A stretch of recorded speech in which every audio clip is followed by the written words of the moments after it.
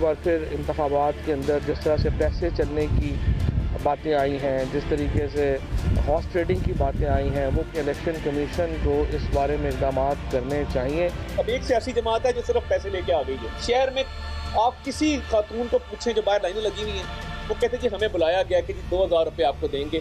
एक शख्स जो वफात पा चुके थे, अल्लाह उनके दर्जात बुलंद करे, उनके 2 डिफरेंट पोलिंग स्टेशन पर उनका वोट डाला गया। कोई घबराने वाली बात है कि यह मैंने भी यही कहा। अच्छा फरवरी मार्च के बाद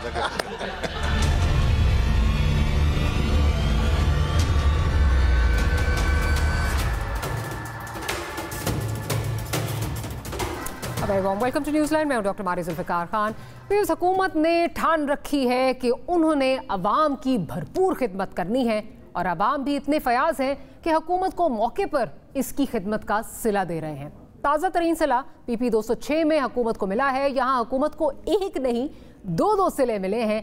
एक तो उनका साबका उम्मीदवार मुखालफिन की टिकट पर मैदान में उतरा और दूसरा उसने अपनी ही साबका पार्टी को मात दे दी। ऐसा लग रहा है कि अवाम अब हुकूमत से बदला लेने के मूड में आ गए हैं। पंजाब में होने वाले 28 ज़िमनी इंतखाबात में PTI अपनी शदीद मुखालिफ नून लीग से 18 माजरत के साथ ज़िमनी इंतखाबात जो है वो हार चुकी है 28 में से, और इनमें PTI की जीती हुई 5 जो सीट्स हैं वो भी शामिल हैं जो वो वापस हासिल करने में नाकाम रही है। अवाम के इस इंतकामी मिजाज के बावजूद हुकूमत टली नहीं और मजीद अवामी खिदमत के जज्बे से सरशार है। आइंदा हफ्ते मिनी बजट ला रही है। इसमें 353 अरब रुपए के नए टैक्स लग रहे हैं। हुकूमत कह रही है कि कोई नया टैक्स नहीं लग रहा, लेकिन हुकूमत ये नहीं बता रही कि इस मिनी बजट से 140 अशिया ज़रूरिया पर GST जो है वो 17% तक वापस बढ़ जाएगा और ये कोई लग्जरी आइटम्स नहीं है। इसी तरह अगर बात की जाए मोबाइल फ़ोन कॉल पर, इस पर भी ये है कि टैक्स जो है वो वापस लौट आया है। हालांकि आपको याद होगा जून के बजट में हुकूमत ने सीना तान कर कहा था कि मोबाइल कॉल पर टैक्स नहीं लग रहा। बेकरी आइटम, सीरियल्स, बच्चों के दूध पर GST बढ़ जाएगा। अद्वियात की कीमतें पहले किसी और नाम पर बढ़ी थी और अब अद्वियात साजी के रॉ मटेरियल्स जो हैं उन पर जब टैक्स बढ़ेगा तो कीमत खुद ब खुद ही बढ़ जाएगी। लेकिन हुकूमत ने नए टैक्स नहीं लगाए क्योंकि हुकूमत अवामी खिदमत के जज्बे से सरशार जो है। तो इसीलिए वज़ीर आज़म कितने इत्मीनान से जो है वो ये बात कह रहे हैं कि पाकिस्तान दुनिया के सस्ते तरीन ममालिक में से है। बात करेंगे कि हो क्या रहा है। हमारे साथ मौजूद हैं डॉक्टर ज़रका तैमूर साहिबा, पाकिस्तान तहरीक इंसाफ से आपका ताल्लुक़ है। अली गौहर साहब हमें ज्वाइन कर रहे हैं, पाकिस्तान मुस्लिम लीग नवाज से आपका ताल्लुक़ है। और हैदर जमान कुरैशी साहब भी हमारे साथ मौजूद हैं, पाकिस्तान पीपल्स पार्टी से आपका ताल्लुक़ है।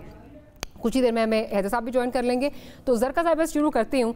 ज़रका साहिबा, अभी जो ये ज़िमनी इंतखाब हुआ है PP 206 में, निशात डहा साहब की जो है वो सीट खाली हुई। एक इनकम्बेंसी फैक्टर होता है निशात डहा साहब का, फिर उनकी जो एहलिया हैं, उनकी जो विडो हैं, वो कंटेस्ट कर रही थी। तो incumbency factor coupled with of course एक जो सिंपैथी फैक्टर होता है वो भी था, लेकिन फिर भी आप अपनी सीट जो है ये नहीं निकाल सके। क्या ये एक बहुत बड़ा सवालिया निशान नहीं है कि पाकिस्तान तहरीक इंसाफ की जो इस वक्त कारकर्दगी है उससे अवाम मुतमईन बिल्कुल नहीं है, और बिलखुसूस जो पंजाब के अवाम है वो तो बिल्कुल मुतमईन नहीं है। बिस्मिल्लाहिर्रहमानिर्रहीम। बहुत शुक्रिया मारिया। और खानेवाल का जो PP 206 का जो इलेक्शन था जिसके हवाले से आप बात करिए, देखिए हर हलके के अपने कुछ ज़मीनी हकाइक होते हैं और इस हलके के जो ज़मीनी हकाइक थे वो बड़े पर्टिकुलर थे। जिस एक चीज़ की आपने भी निशानदेही की, और मेरा तो ख्याल है ये PTI को क्रेडिट जाता है कि PTI ने ना तो मुदाखलत की, ना PTI ने दबाव डाला, ना PTI ने वोटर ख़रीदे। आप मुझे ये बताइए, जो तरीका है यहाँ पे सब कहते हैं जी जिसकी हुकूमत होती है वो ज़िमनी इलेक्शन जीतता है। नून लीग हर बारी जीतती थी, इसलिए कोई एक्सपेक्ट नहीं करता, क्योंकि वो इंतज़ामिया पे दबाव डालते थे, पुलिस को पे दबाव डालते थे, करप्शन होती थी, पुलिस से लेकर पटवारी, असातिज़ा, हर बंदा उस इलेक्शन में हुकूमत का अहलकार बन के हुकूमत को जितवाता था। PTI को तो क्रेडिट जाता है कि PTI ने अपने इलेक्शंस को उस तरह से नहीं किया जिस तरह बाकी अब ये आप वो तो हर एक की अपनी ओपिनियन है, लेकिन ये तो सबके लिए साफ जाहिर है। अच्छा, दूसरी बात ये कि राना सलीम साहब आपके कैंडिडेट थे, नून लीग के लीडर पिछली दफा हार गए, इस दफा वो जाते हैं PMLN में तो इसी के ऊपर मैं जी मैं मुझे बात अगर आपको यही मैं बात कर रही थी कि नून लीग तो रोज कहती है लोटे हैं PTI के लोग, ये हैं वो हैं, हम तो बड़े नजरियाती लोग लेते ले जी। राना सलीम साहब जनरल इलेक्शन में PTI के कैंडिडेट थे, उन्होंने कोई 2 साल पहले वो नून लीग ने उनको एक्सेप्ट कर लिया, 2 साल नून लीग ने उनको टिकट दिया, तो नून लीग की तो अपनी जो बयानिया है उसके खिलाफ हो गए। बहरहाल लेकिन तो चलिए 2 साल पहले गए थे निशात डार साहब तो की जो वाइफ है देखिए ज्वाइन किया आपको, उनकी जो भी बात यह है कि वो खातून थी, उनके अपने कुछ मसाइल थे, पॉलिटिकल बैकग्राउंड उनकी थी नहीं थी उसके बारे में, लेकिन बात यह है कि आप लोग हम एक्सेप्ट क्यों नहीं करते इलेक्शंस को। हमें देखिए ना, अगर एक नतीजा आया है तो उसको एक्सेप्ट करें और आगे चलें, हम तो उसको एक और लेकिन बड़ी इंटरेस्टिंग बात है कि ये भी, और इससे पहले जो इलेक्शन हुआ था अभी NA 133 का, जिसमें दोनों कंट्रोवर्शियल इलेक्शंस है for a number of reasons, तो ये जो मैनिपुलेशंस होती हैं, मैकेनिशंस होती हैं, इनकी वजह से खुद ही इलेक्शन को कंट्रोवर्शियल कर दिया जाता है।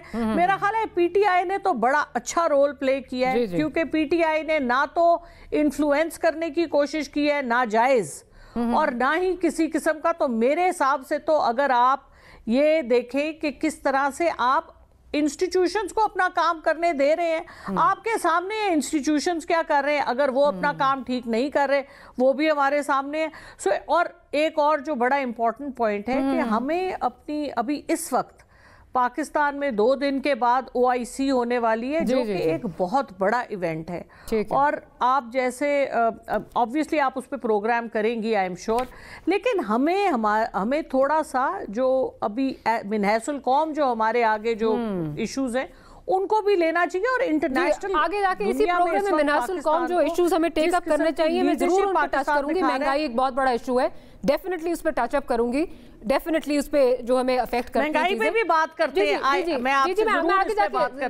चल के बात करती हूँ, मुझे जरा अली गौर साहब की तरफ भी जाने दीजिए, but I will say that जरका साहिबा काफ़ी ओवर ऑप्टिमिस्टिक हैं। 28 जो बाई इलेक्शंस होते हैं उसमें से 18 आप हार जाते हैं, लेकिन आपकी कारकर्दगी बिल्कुल ठीक है। 5 अपनी जो जीती हुई सीट्स हैं वो भी आप रिटेन नहीं कर पाते, but you don't think this is the time for introspection. You think कि जी आपने मशीनरी इस्तेमाल नहीं की, इसलिए अपनी जीती हुई सीट्स भी जो हैं वो आप रिटेन नहीं कर पाए। ये मुझे वैसे लॉजिक नहीं समझ आई। नहीं मारिया, ये नहीं मैंने कहा, मैंने ये नहीं कहा। दैट मींस कि इंट्रोस्पेक्शन का टाइम है ना, आप नहीं कर सकते। 24/7 होता है। दैट मींस अवाम आपसे नाला है अगर आप अपनी जीती हुई सीट भी जो है रिटेन नहीं कर पाएंगे। It is your opinion. Okay, ऐसी कोई बात नहीं। Okay, let me keep my opinion, let me just move on. मैं जरा अली गौर साहब की तरफ चलती हूँ, लेकिन उससे पहले जरा प्रोड्यूसर साहब सुनवा दीजिए कि फवाद चौधरी साहब क्या फरमा रहे हैं। एक बार फिर इंतखाबात के अंदर जिस तरह से पैसे चलने की बातें आई हैं, जिस तरीके से हॉर्स ट्रेडिंग की बातें आई हैं, वो बड़ी अनफॉर्चुनेट है और हम समझते हैं कि इलेक्शन कमीशन को इस बारे में इक़दाम करने चाहिए ताकि ये जो तासुर है इलेक्शनों में हॉर्स ट्रेडिंग का, वो उसका जो है वो खात्मा हो सके। चले, अभी जरका साहब कह रही थी कि ये इलेक्शन हम क्यों नहीं एक्सेप्ट करते, फवाद चौधरी साहब उस पर जो है वो पैसे चलने की बात कर रहे हैं और हॉर्स ट्रेडिंग की बात कर रहे हैं। अली गौर साहब वैसे चले, मैं ये तो नहीं कहूँगी कि हॉर्स ट्रेडिंग की बात कर कौन रहा है, लेकिन निशात डार साहब अगर मिलने जाते हैं बुज़दार साहब को तो वो जमहूरियत की फतह होती है, बिकॉज जमहूरी निज़ाम है, कोई भी कुछ कर सकता है। लेकिन अगर राना सलीम साहब जो है वो PMLN की टिकट पे जो है वो कंटेस्ट करते हैं तो ये डेफिनेटली हॉर्स ट्रेडिंग है। मानते हैं आप इस बात? बिस्मिल्लाहिर्रहमानिर्रहीम। डॉक्टर साहिबा, आपने इंतहाई इम्पोर्टेंट मतलब है कि वो आज एक टॉपिक के ऊपर आपका प्रोग्राम है और बड़ा रेलिवेंट क्वेश्चन है आपका। देखिए, गुजारिश ये है कि सबसे पहले तो मैं समझता हूँ कि वाकई जो आज की कामयाबी है वो इस हल्का से मियां नवाज शरीफ साहब के नज़रिए की कामयाबी है, जो उनका नज़रिया है कि पाकिस्तान में कानून और आइन की बालादस्ती होनी चाहिए। वो मुक़्तदर हल्के जो पाकिस्तान के सियासी निज़ाम को इंतशार का शिकार करते हैं, जो बार बार पाकिस्तान के पॉलिटिकल सिस्टम को सोबताज करते हैं, उनको अब पाकिस्तान के सियासी निज़ाम में मुदाखलत बंद करनी चाहिए। और जब भी कभी तो इसमें मुदाखलत बंद हो गई पर इस इलेक्शन में आप सेटिस्फाइड है ना? इसमें तो मुदाखलत तो नहीं हुई। जब भी ये उस नजरिए को दफन किया गया, पाकिस्तान की अवाम ने और उस हल्का की अवाम ने उस नजरिए को दफन किया कि जिस तरह से कि आपने देखा कि डस्का के इलेक्शन में धुंध छाई थी और डस्का का इलेक्शन इन्होंने चुराने की कोशिश की। ये तो अभी डॉक्टर साहबा फरमा रही थी ना कि हमने तो कोई मुदाखलत नहीं की। डस्का के इलेक्शन में आप लोग एक्सपोज हुए क्योंकि आपने जनरल इलेक्शन 2018 का जो इलेक्शन था वो आपने आरटीएस सिस्टम के जरिए जीता था। फिर आप कहते थे कि हम मुदाखलत नहीं करते। वो सिलसिला शुरू हुआ था, वो एक्सपोज हुआ आकर डस्का के इलेक्शन में, जब आप रंगे हाथों वोट चोरी करते हुए पकड़े गए, जब इलेक्शन कमीशन ऑफ पाकिस्तान ने और सुप्रीम कोर्ट ऑफ पाकिस्तान ने आपको सर्टिफाइड वोट चोर का सर्टिफिकेट आपके हाथ में पकड़ाया। उसके बाद फिर ये सिलसिला शुरू हुआ और यही वजह थी कि NA 133 के इलेक्शन में आप बहाना करके कि भाई वो आपने टेक्निकली अपनी एप्लीकेशन जो थी वो मतलब है कि वो कैंसिल कराई और आप पॉलिटिकल मैदान से भाग गए, क्योंकि आपको पता है कि इस वक्त पाकिस्तान की आवाम का गजब गुस्सा जो है वो आपकी करप्शन की वजह से, आपके दाएं बाएं बैठी हुई ATM मशीनों की करप्शन की वजह से, पाकिस्तान की डूबती हुई मुआशी जो कश्ती है उसकी वजह आपकी पार्टी है। इस वजह से आप एक्सपोज हो चुके हैं और यही वजह है कि आज आपने ये इलेक्शन हारा है। और आइंदा भी जो भी आपने देखा कि ये तो पंजाब मुझे लेकिन एक चीज अली साहब कतगरावी की माफी, एक चीज मुझे बड़ी इंटरेस्टिंग लगती है हमारी तमाम पार्टीज की, जो इलेक्शन जीत जाता है वो कहता है फ्री एंड फेयर हुआ है, यहाँ पे कोई हमने जो वो नजरिया था उसको हमने मात दे दी है, ये कर दी है वो कर दी है। लेकिन अगर यही आप हार गए होते, आप कहते हैं कि ये वही खलाई मखलूक है उसने इंटरवेंशन की है, तो at least you know we should learn कि जो हार गया है वो मेरिट पे हारा है और जो जीत गया है वो भी मेरिट पे जीता है। कम से कम ये चीज तो आ जानी चाहिए। ये पिक एंड चूज वाली मुझे नहीं समझ आती। मैं आपको एक गुजारिश करूं, देखिए ये इसमें कोई शक नहीं कि ये नून लीग की सीट थी, लेकिन जाहिर है आज जिस आम बंदे ने, अवाम के बंदे ने डॉक्टर साहबा नून लीग को वोट देना है, उसके पास तो कोई मतलब है कि उसको पता है कि ना उसके कोई काम हो सकेंगे, ना ये इक्तदार वाली पार्टी है, तो उसने तो किसी नजरिए को वोट देना है। आज नून लीग को वोट देना जो है वो इसका मतलब है कि मियां नवाज शरीफ साहब के नजरिए को वोट पड़ रहा है। वो पाकिस्तान में आप कानून और आइन की बालादस्ती चाहते हैं, आपका पॉइंट आ गया सिस्टम को सोचता। लेकिन मैं अपनी बात को समेटते हुए एक गुजारिश जरूर करूंगा। देखिए बात यह कि अभी आपने एक बड़ी इंपॉर्टेंट बात की थी कि वो जो कैंडिडेट है अगर नून में आ जाए तो फिर मतलब है कि वो जमहूरियत है, और अगर वो PTM नहीं। लोटे की डेफिनेशन ये होती है कि जब कोई सियासतदान इक्तदार वाली पार्टी में ऑपोजिशन पार्टी को छोड़कर चला जाए और मरात हासिल करे तो उसको कहते हैं लोटा फैक्ट्री और लोटा बनना। जो बंदा इक्तदार वाली पार्टी में छोड़कर ऑपोजिशन में आए और उसको पता है कि इस पार्टी से मुझे कोई मुफाद भी नहीं मिल सकता, वो अपने आइंदा के आने वाले सफर का तयन करे, वो लोटा नहीं। लोटे की डेफिनेशन है ऑपोजिशन छोड़कर इक्तदार हुकूमत में आ जाना। ठीक है आपका पॉइंट आ गया। मैं जरा हैदर जमान कुरैशी साहब की तरफ चलती हूँ। हैदर साहब, नून लीग पे तो इल्ज़ाम लगता है कि जी उन्होंने बहुत ज़्यादा जो है वो पैसा भी चलाते थे, इंतज़ामिया को इस्तेमाल करते थे, लेकिन मेरी इत्तला के मुताबिक और जो खबरों में जो है वो न्यूज़ आई भी, PTI ने भी टेंडर्स वहाँ पे जो है वो फ्लोट किए, 25 करोड़ के जो है वो टेंडर्स बाकायदा जो है वो फ्लोट किए, जो गालिबन आपकी पार्टी ने रोका, जो हाईवे के टेंडर्स थे। साथ ही साथ जो नौरीन साहिबा हैं वो बाकायदा जो है राशन बैग्स भी दे रही थी, पैसे भी जो है वो बांट रही थी। क्या ये हुआ है? बिकॉज जाहिर है इस वक्त आप रनर आप नहीं हैं, आप तीसरे नंबर पे हैं। आपकी क्या इसमें आपने देखा है? और आपने ऑब्वियसली एक स्टे ऑर्डर लिया है PTI के खिलाफ, जो वो टेंडर्स वाला नोटिस था। बिस्मिल्लाहिर्रहमानिर्रहीम, बहुत शुक्रिया डॉक्टर मारिया। अक्टूबर 29 को इलेक्शन शेड्यूल आता है, 4 नवंबर से 6 नवंबर तक कागजात नामजदगी दाखिल होते हैं। चीफ मिनिस्टर साहब जाके मीटिंग्स करते हैं सर्किट हाउस मुल्तान में, और 10 नवंबर को, और मैंने आपको आपके प्रोड्यूसर साहब को अगर आप वो डिस्प्ले करवा सकें इस प्रोग्राम के दौरान, हाईवे डिपार्टमेंट के करोड़ों रुपए के टेंडर हैं। और इंटरेस्टिंग चीज़ ये है कि उसका पॉइंट नंबर 4 है कि एमरजेंसी वर्क है इन टेंडर्स को, और ये सड़कें हाईवे डिपार्टमेंट की खानेवाल शहर में आपने ये 27 नवंबर तक एग्जीक्यूट करनी है। डेट्स मौजूद हैं और टेंडर खोल रहे हैं मुल्तान में। गो के टेंडर हाईवे डिपार्टमेंट का टेक्निकली जिस जिले का टेंडर होता है वहाँ हाईवे का दफ्तर है हर जिले में, वहाँ खुलना चाहिए। तो ईसीपी को हुडविंग कर रहे थे। हमने 10 नवंबर को ही अपने हमारे जो कैंडिडेट हैं उन्होंने रिटर्निंग ऑफिसर को ये मूव किया, और इलेक्शन कमीशन ने 11 तारीख को हाईवे डिपार्टमेंट के लोगों को तलब किया, and they had no answer. It was all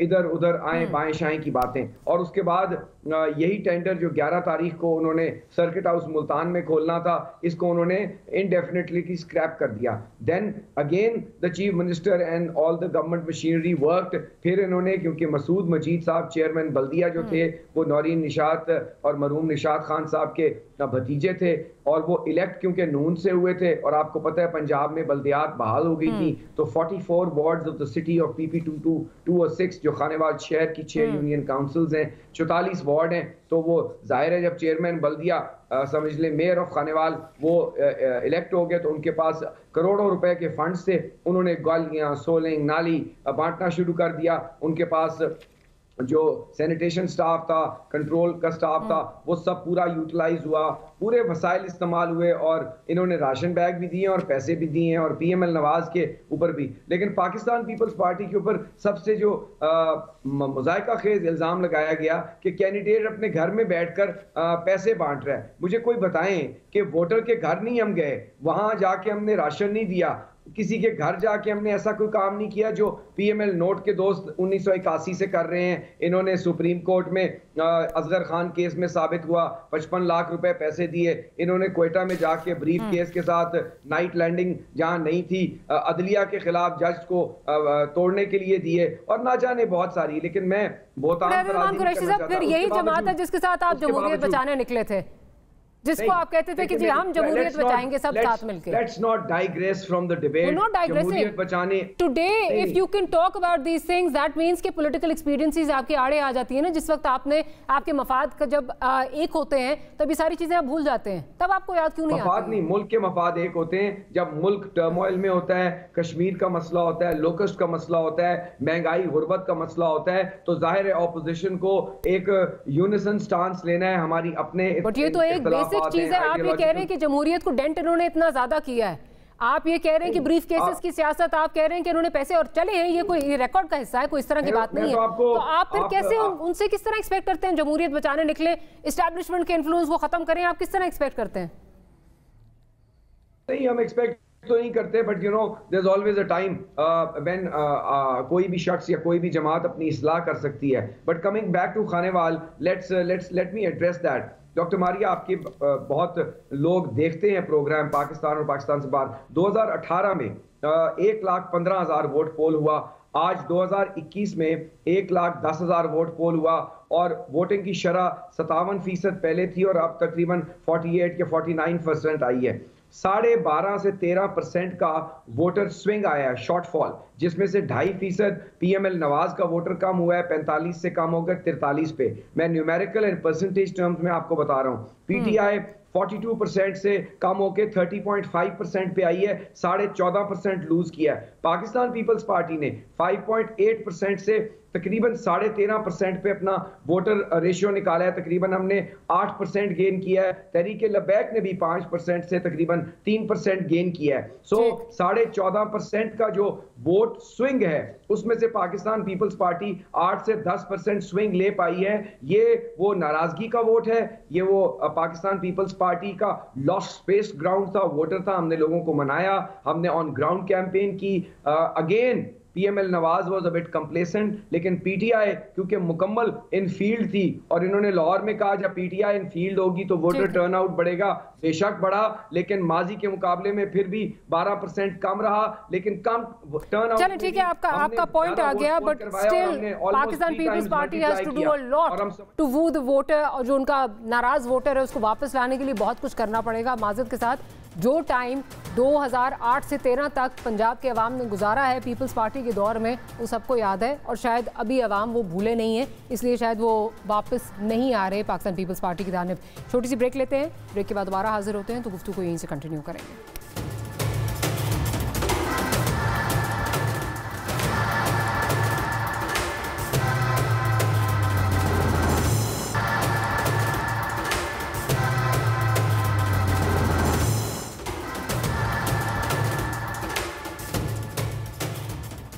welcome back after the break.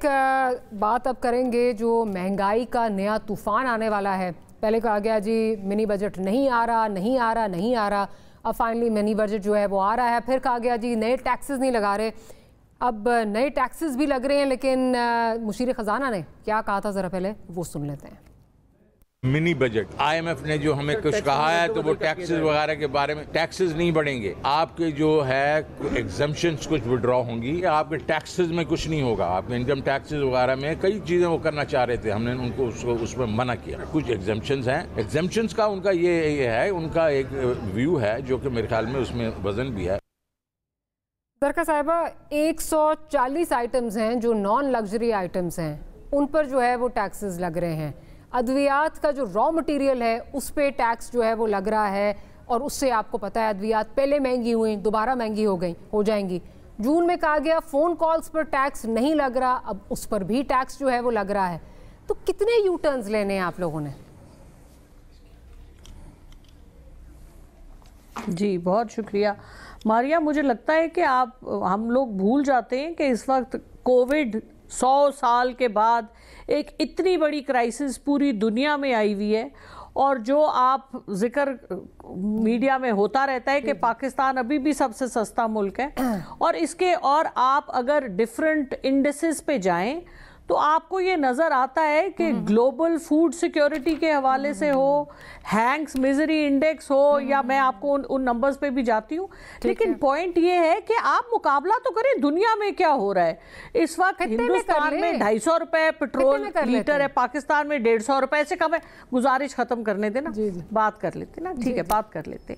दूसरी बात ये कि आप US और चाइना की ट्रेड वॉर हो रही है, चीज़ें अवेलेबल, सिर्फ हमें प्रॉब्लम नहीं है, पूरी दुनिया में प्रॉब्लम है। पूरी दुनिया में आपको इश्यूज विद गैस आ रहे हैं, एनर्जी के इश्यूज आ रहे हैं, सप्लाई चेन के इश्यूज हैं। इन सारे मामलात में पाकिस्तान को इकोनॉमिस्ट ने कहा है कि कोविड से जो मुकाबला किया है, Pakistan has come out on the top of the list of countries in the world. It is a huge achievement. आपने 11 करोड़ से ज़्यादा लोगों को वैक्सीन लगा दी है, स्मार्ट लॉकडाउन से आपने अपने मुल्क को बचाया है। पाकिस्तान की हुकूमत इस वक्त 1.5 खरब रुपया का सब्सिडी दे रही है अवाम को, खा वो गंदम में हो, चीनी में हो, बिजली में हो, पेट्रोल में हो। इस वक्त आपकी फ्यूल पे लेवी 1 रुपए से कम है, पिछली हुकूमत 37 रुपए की लेवी लगाती थी। अच्छा, अगर आप हिंदुस्तान के साथ मवाजना कर लें, हमारा इस वक्त डेट टू GDP रेशो जो है, इंडिया का डेट टू GDP रेशो इस वक्त 90% है 2021 में। पाकिस्तान का debt to GDP ratio India से कम है। 1920 में we were at 87%, this year we are at 83%। तो पाकिस्तान, और अगर आप इवन बांग्लादेश से कंपेयर कर लें, मैं आपको ग्लोबल फूड सिक्योरिटी की बात कर रही थी, I read you the numbers. Pakistan की global food security is 52.6%, scoring much better than Bangladesh, which is 48.8%, Nepal at 48%, and India at 50%. So Pakistan is doing well. Considering के, और फिर वो जो बात आती है कि आप बांग्लादेश की हम बात करते हैं कि जी बांग्लादेश का GDP बढ़ गया, बांग्लादेश का जो है करेंसी भी हमसे बेहतर है, लेकिन जब आप परचेजिंग पावर पैरिटी पे जाते हैं तो यू फाइंड कि बांग्लादेश और Pakistan they are at the same level.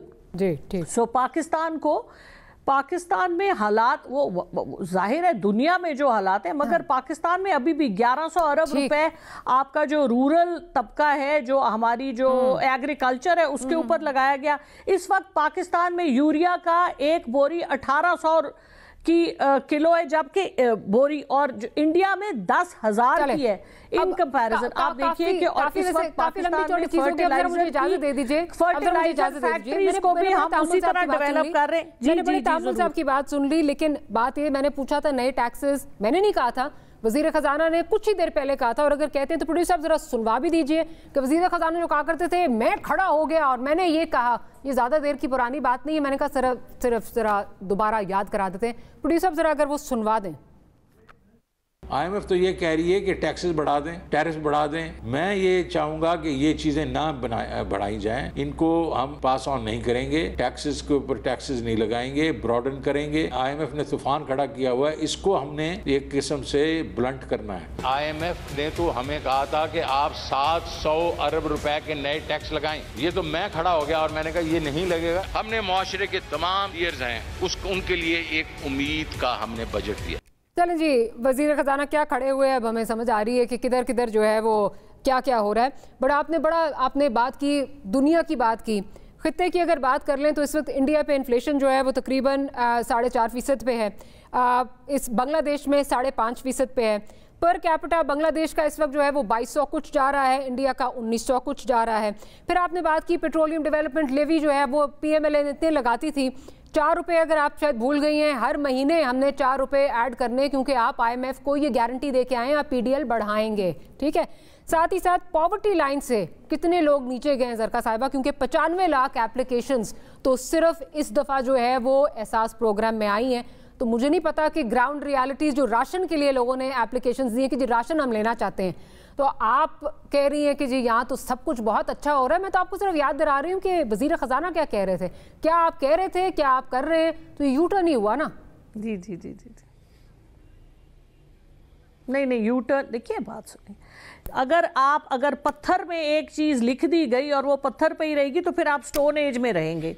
दुनिया, the world has to move forward, और आपके चैलेंजेस, पॉलिसी का तसलसल का कोई कॉन्सेप्ट नहीं है, ताकि यहाँ पे आप आज बात कह रहे हैं आप मुझे बताएं क्या नहीं बढ़ेगा, आप ये बताइए 22वां, आज हम ये हो रहा है, बट इट्स ओके, पत्थर की आज हम ये, जी मुझे आप एक मिनट जी आप बोलें। मैं ये कह रही हूँ कि अगर तो हम पहली दफ़ा IMF के पास गए होते ना, हमने कुछ लीक किया होता। ये 22वां IMF का प्रोग्राम है। आप मुझे बताइए, PTI की हुकूमत ने सबसे ज़्यादा आपका जो हम पैसे ले रहे हैं, पाकिस्तान पीपल्स पार्टी 166% इंक्रीज किया उन्होंने लोन्स में। नून लीग ने 87.9% इंक्रीज किया लोन्स की परसेंटेज उन्होंने ली। पाकिस्तान तहरीक इंसाफ ने 66% सिर्फ इंक्रीज किया, और ज्यादातर तो आपका सिर्फ जा रहा है जो आपका उसके ऊपर सूद है। तो जब आपने एक काम शुरू किया हुआ है, या तो आप कह दें, आप कहें, हम सब कह देते हैं कि हम IMF को पैसे वापस नहीं देंगे, दुनिया के लोन्स जाएं बाहर में। मैं तो सिर्फ ये बात कह रही हूं कि फिर आप इसका मतलब कि आप पहले बोलने से पहले सोचते नहीं है ना, बोलने से पहले सोचते नहीं है ना। ये वाला जून में फाइनेंस मिनिस्टर ने ये बात की, फिर नवंबर में कोई और बात की, अब 10 दिन बाद कोई और बात कर रहे हैं। यही तो बात हो रही है। मॉडल आपका भी वही है। इस वक्त आपका इनसार जो है वो इनडायरेक्ट टैक्सेस पे है सारा, 67% आप इनडायरेक्ट टैक्सेस पे इस वक्त रिलायंस है आपकी। आपके पास कोई और, मेरी गुजारिश नहीं, आपने कहा था ना इनडायरेक्ट टैक्सेस जब देते हैं तो मुल्क का गरीब से गरीब हो जाता है, आपने कहा था ये। देखिए अगर आपने मुल्क को अपने आपने पैसे बना के आपने दूसरों को वापस देने, उसके दो ही तरीके हैं। या तो ये कि आपकी अपनी जो इकोनॉमी है वो कुछ खुद बना रही हो, आप एग्रीकल्चर और आप चीनी और आप टेक्सटाइल से बाहर नहीं निकल सके, क्योंकि आपने लार्ज स्केल मैन्युफैक्चरिंग को डेवलप ही नहीं किया। 1973 में आपने कर दी नेशनलाइजेशन, उसके बाद आपने बम्पर क्रॉप एग्रीकल्चर में भी अगर आ जाए हमें फिर भी नसीब नहीं होता तो क्या बात कर सकते हैं। चलेगा। पहली हुकूमत है ऑपोजिशन की तरफ चलती हूं, जरा मुझे इजाजत दीजिए, अली साहब की तरफ जाना है मुझे। है जिसने इतना डेवलप किया है लार्ज स्केल मैन्युफैक्चरिंग को। जी ठीक है, लार्ज स्केल मैन्युफैक्चरिंग का जरा ऐसे चेक कर लीजिए कि किस तरह ये जो ये 3-4 महीने इसमें वो नीचे गई है। जरा आपने शायद आज का अखबार नहीं देखा होगा, वो जरा चेक कर लीजिएगा। मैं जरा जाती हूँ अली साहब की तरफ। अली साहब मुझे जरा ये बताइए कि आप लोग ऑपोजिशन पार्टीज जो हैं, और शहबाज शरीफ साहब का ट्वीट भी बाकायदा आया हुआ था कि जी हम मिनी बजट के सामने जो है हम नहीं पास होने देंगे वगैरह वगैरह, क्या हिकमत अमली है आपकी? अवाम इस वक्त ये देखते हैं कि जी आप लोग कुछ कर नहीं पाते, हर दफा कहते हैं पास नहीं होने देंगे, जो आप कहते हैं नहीं हो सकेगा वही हुकूमत कर दिखाती है, आपकी क्या स्ट्रैटेजी है इसमें?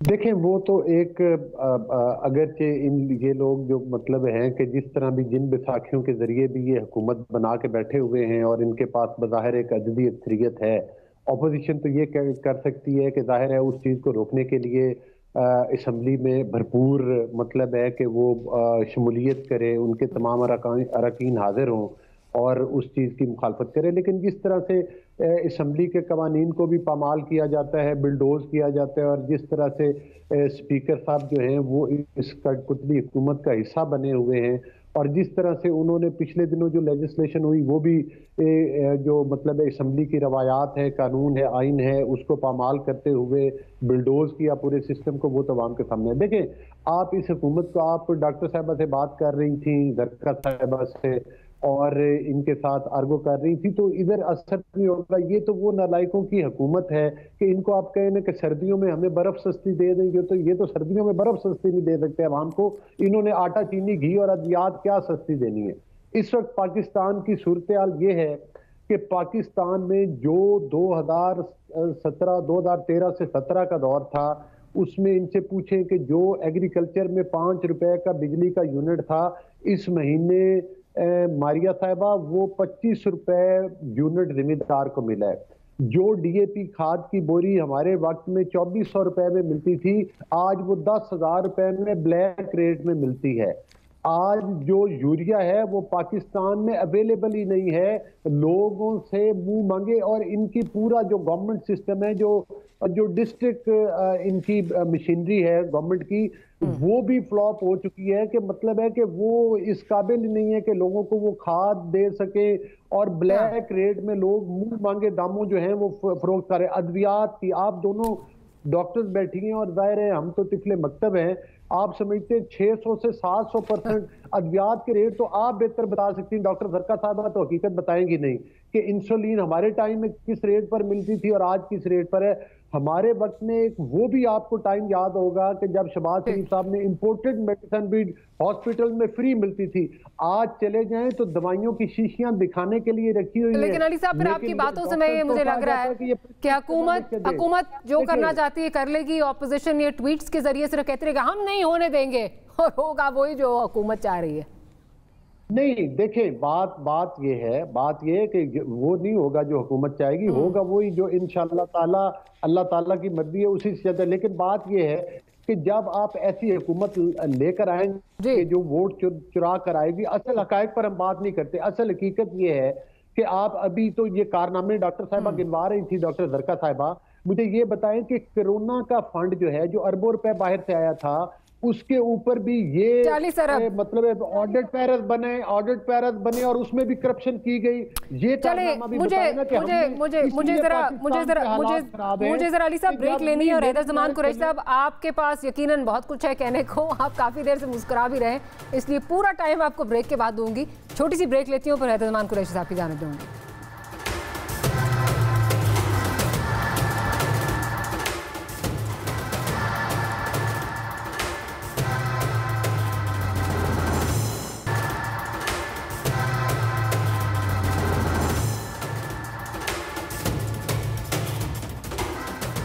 Welcome back after the break. Qureshi साहब की जाने चलती हूँ। कुरैशी साहब, आपसे भी सवाल तो वही है कि ऑपोजिशन बैठी तमाशा देखती रहेगी और हुकूमत ने जो करना है वो कर ले, आप सब सिर्फ बढ़ के मारेंगे और कर कुछ नहीं सकते आप लोग?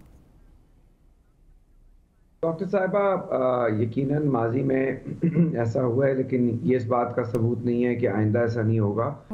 हम समझते हैं कि जिस तरीके से डॉक्टर जरका फरमा रही थी पाकिस्तान दुनिया का सस्ता तरीन मुल्क है, और उन्होंने बहुत सारे आदाद व फिगार दिए और शुमार दिए, और GDP भी बताया, परचेजिंग पावर पैरिटी भी बताई। सही कह रही होंगी, लेकिन पाकिस्तान की आवाम को शायद सस्ता लगता होगा, खानेवाल की आवाम को नहीं लगा। और भावल नगर की आवाम को PP 241 में इलेक्शन होने जा रहा है, वहाँ नहीं लगा।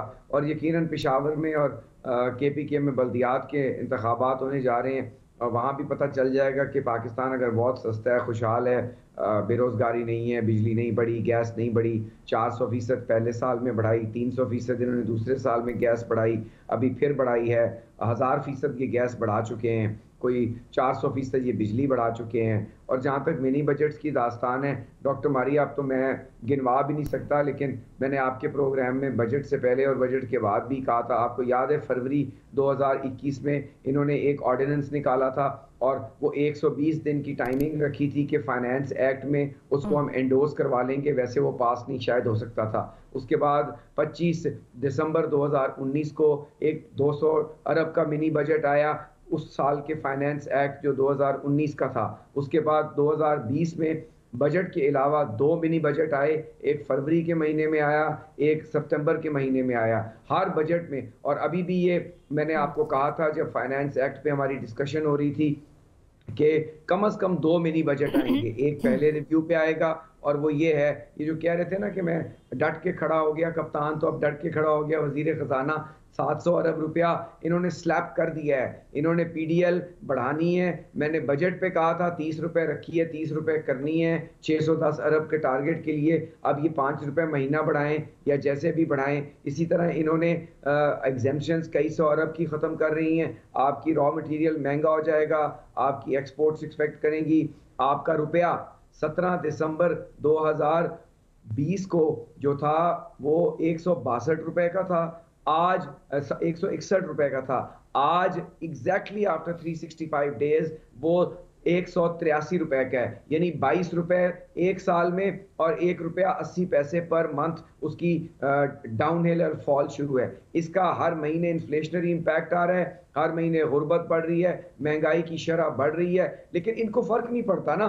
200% भी महंगाई हो जाए तो ये कहेंगे दुनिया में महंगाई है। और कौन सा 1100 अरब रुपए का खुदा का खौफ करें, आपने अवाम को रिलीफ दे रहे हैं। आपका ये 1200 अरब रुपए का कोविड वाला भी जो है हॉलो क्लेम था, वो पैसे ही नहीं लगे आपकी फाइनेंस कमेटी में, नेशनल असेंबली की पब्लिक अकाउंट्स में, और वो 50 अरब तो सिर्फ वो आपकी PDM में खा गई, NDM में खा गई है, उसका हिसाब नहीं है। ऑडिटर जनरल ने कई अरब रुपए की कोरोना में जो डिसबर्समेंट्स हुई हैं उनको क्वेश्चनेबल कर दिया है। जो लोग मरे हुए थे, कई लाख लोगों को उनके नाम के ऊपर आपने पैसे दिलवा दिए हैं। खुदा का वास्ता है लोगों से गलत बयानी ना करें। यूरिया पता नहीं इन्होंने कभी अपने गार्डन में इस्तेमाल की होगी। यूरिया 1800 रुपए किलो नहीं है, यूरिया की बोरी होती है 50 किलो की, और 1695 रुपया उसका सरकारी रेट है, लेकिन वो किताबों में है। आज भी मैंने 2500 रुपए की ली है। मैं तो गरीब आदमी हूँ, किसानों के साथ बैठ के रोज बैठता हूँ। DAP 10,000 में भी कोई नहीं दे रहा, जबकि उसका 6925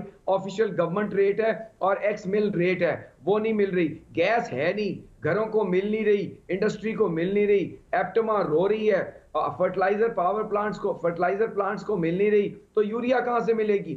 और आपकी सप्लाई चेन मैकेनिज्म जो है, तो ये बातें जो हैं ये हकायक से बहुत दूर हैं। लेकिन क्या कहती हैं तो मान लेते हैं सस्ता पाकिस्तान है। लोगों को समझाएं ना, आपके कहने से तो सस्ता नहीं हो जाना। दवाई क्या सस्ती हुई है? वो आपके वजीर कहते हैं 3 रुपए से अगर 7 रुपए की दवाई होगी है तो कौन सी महंगी हुई है?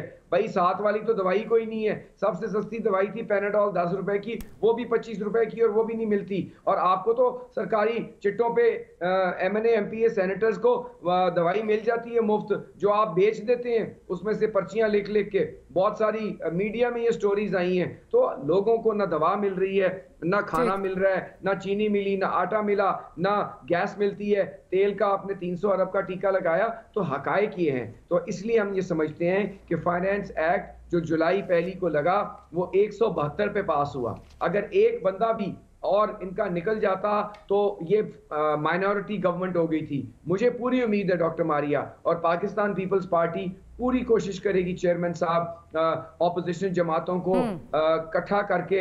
मुझे नहीं लगता कि ये ordinance, because under the constitution money bill has to be tabled before the National Assembly, और मुझे नहीं लगता कि ये बजट जो है इसको ऑर्डिनेंस को, जिसमें 600 अरब रुपए के इजाफी टैक्सेस हैं, 10 रुपए इन्होंने बिजली बढ़ा दी, 4 रुपए 75 पैसे फ्यूल एडजस्टमेंट की मद में और 5 रुपए इन्होंने बढ़ाई है। तो रेजिडेंशियल यूनिट को ये एट दी एंड 40 रुपए का ले गए हैं। तो आप ये कह रहे हैं कि पाकिस्तान पीपल्स पार्टी ऑपोजिशन की जो और इनके एलाइज हैं उनके साथ कोशिश करके इसको जो है वो बहुत वजन है और ये वजन आप डालने की, चलिए रिमेन्स टू बी सीन कि क्या होता है। बट आवाम को ज़्यादा कुछ वैसे मेरा नहीं ख्याल कि कुछ उम्मीदें वाबस्ता हैं। ज़रका साहिबा की तरफ आती हूँ। ज़रका साहिबा, चले सब कुछ बहुत अच्छा चल रहा है। आज की मैं देख रही थी, अखबार देख रही थी, उसमें लिखा हुआ कि जी जो ये इस वक्त क्राइसिस आया है, एनर्जी क्राइसिस आया है, इसमें भी इंडस्ट्री का कसूर है। इंडस्ट्री अलग रो रही है कि हमें गैस मिल नहीं रही, आप ये कह रहे हैं कि जी इंडस्ट्री का कसूर है। इंडस्ट्री स्ट्राइक पे जाने की जो है वो बात कर रही है, वो कह रहे हैं कि जी हम सड़कों पर निकलेंगे। एप्टमा वाले भी रो रहे हैं, कराची में जो इंडस्ट्री है वो भी रो रही है। हो क्या रहा है? जी बहुत शुक्रिया। पहले तो जो मेरे भाई जो बातें कर रहे थे उनको मैं थोड़ा सा बताना चाहूँगी कि दवाई नहीं मिल रही इसलिए क्योंकि लोगों को सेहत कार्ड मिल गया है और 10 लाख रुपए का हर फैमिली को इन हॉस्पिटल पेशेंट स्टे मिल गया है। मुझे बता दें कि इनकी किसी हुकूमत ने ये किया हो जो रोटी कपड़ा और मकान आज से 60 साल पहले कहती थी, उन्होंने एक चीज दे दी हो। ये पीटीआई की हुकूमत है जिससे आप बात प्लीज कर लेने दें। मैंने आपको इंटरप्ट नहीं किया था, मैंने आपको इंटरप्ट नहीं किया था। आप मुझे बात बोलने दीजिए, आप बात करने दें मुझे। That is not the way to go. मुझे बोलने दीजिए। बोलने दीजिए। जी देखें जी, देखिए बात यह है कि सेहत कार्ड सिंध में भी हम देना चाहते हैं। सिंध जो इनकी हुकूमत 13 साल से चला रहे हैं वो नहीं चाहते कि लोगों को सेहत कार्ड मिले, वो वहां पर कोई हेल्थ कवरेज नहीं देते। हमने एहसास प्रोग्राम शुरू किया, हमने राशन कार्ड प्रोग्राम शुरू किया। हम गरीब औरत को, गरीब खातून को, गरीब नादार को हमने पनाहगाह दिए, हमने लंगर लगाए, हमने गरीब आदमी को पूछा है, हमने किसान को 1100 अरब की सब्सिडी दी है। ऐसी बात नहीं है, इनसे पूछ लीजिए। इन्होंने सिंध में, सिर्फ सिंध की बात कर दे, पाकिस्तान में 3 दफा हुकूमत कर चुके, सिर्फ सिंध में कौन सी दूध की नदियां इन्होंने बहाई हैं। इनके चीफ मिनिस्टर के अपने दादू में चले जाएं या आप भुट्टो खानदान के लाड़काना और गड़ी खुदा बख्श में चले जाएं, वहां जो दूध की नहरें बह रही हैं वो अगर ये हमें दिखा दें तो तब ये बात करें। ये इन्हीं की परफॉर्मेंस है जो इनको पाकिस्तान से बाहर निकाल दिया गया था। सिंध कार्ड इन्होंने 18वीं तरमीम ला के अपने लिए ले लिया था। जरा खुलवाएं अपने इस हमाम में जो हालात है ना, अगर ये इतने अच्छे होते तो इनका वो हाल ना होता जो इनका हाल हुआ है। इसीलिए लेके आए थे कि आपने हालात ठीक करने थे। अनफॉर्चुनेटली मुझे प्रोग्राम क्लोज करना है। ज़रका साहिबा आपका बहुत शुक्रिया, साहब आपका बहुत शुक्रिया, और अली भाई आपका बहुत शुक्रिया कि आपने प्रोग्राम के लिए वक्त निकाला। लेकिन इस वक्त मेरा ख्याल है सवियर इंट्रोस्पेक्शन की ज़रूरत है पाकिस्तान तहरीक इंसाफ को कि वो पॉलिटिकल पार्टी जो कुछ दे भी नहीं सक रही, वहाँ लोग जो है वो जाके अपना वोट जो है वो दे रहे हैं। पाकिस्तान तहरीक इंसाफ की झोली में वोट नहीं डाला जा रहा, ना ही कोई कॉन्फिडेंस जो है वो आवाम की तरफ से जो है वो आ रहा है। पाकिस्तान तहरीक इंसाफ में क्राइसिस पे क्राइसिस आ रहा है, महंगाई के तूफान आ रहे हैं, लेकिन पाकिस्तान दुनिया में सस्ता तरीन मुल्क है। On that note will close the program. Will see you tomorrow. Good night and अल्लाह हाफिज़।